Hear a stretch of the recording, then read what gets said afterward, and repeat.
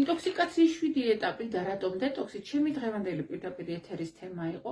ჩემ პირად Facebook გვერდზე შორნედი შერაშული შეგიძლიათ მოიძიოთ ძალიან საინტერესო ინფორმაციები გელით და როგორც მე მიყვარს ხოლმე ამ ეთერის ბოლოს თავად დაუსვით დიაგნოზის საკუთარ თავს თქვენ რომელ ეტაპზე ხართ. ახლა პირველი მეორე ეტაპი პრინციპში ყველას აქვს. ხო, რაღაცა ენერგიობა, გავიღვიძე ისევ მეძინება, არასრულფასოვანი ძილი, რაღაცა განუსასრულებელი გამონკრა ტკივილები.